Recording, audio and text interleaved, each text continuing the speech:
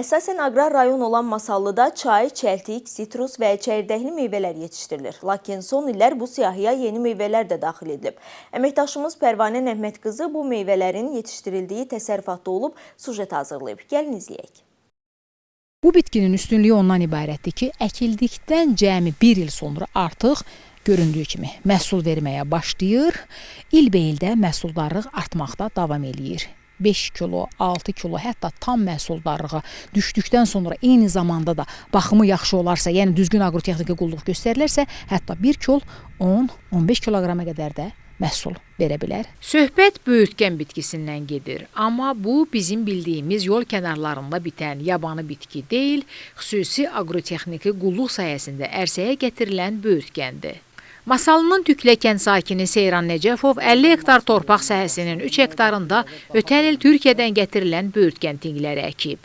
Bu ildən məhsul yığımına başlanıb, növbəti illərə daha da yüksək və keyfiyyətli məhsul əldə etmək fikrimiz var. Bu illəri demək olar ki, yəni nəticə az olacaq. İndi 200-300 qram. Növbəti illərə yəni yüksək məhsuldarlıq əldə eləyə bilər. Nəticəyə baxıb ona uyğun biz hərəkət eləyəcəyik. Ola bilər bu sahəni də 3 yığ, ola bilsin elə 10-15 hektara çatdırır. Bu bitkinin yabanı böyürtkəndən əsas fərqi tikansız olmasıdır. Əlləri dalayan, pal-paltara ilişən tikanları yoxdur. İstər dəriş, istər aqrotexniki qulluq prosesində rahatlıqla işləmək olur. Bundan başqa məhsuldarlığı yüksəkdir.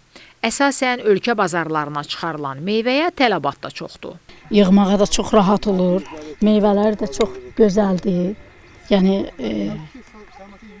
yabanı böyürtkənlərdən 3 dəfə böyüdür. Kaset 2 kilodur, amma kilosu 3 manata düşür.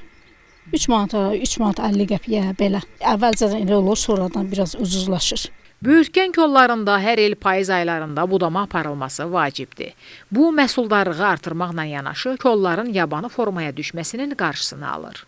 Nəzərdə tutulub ki, bundan da bu məftildən biri 20-25 gram hündürlükdə olsun ki, aşmasın, məhsuldarlığı da çox olsun. Cərgələr arasındakı profilaktiki tədbirlər görüləcək.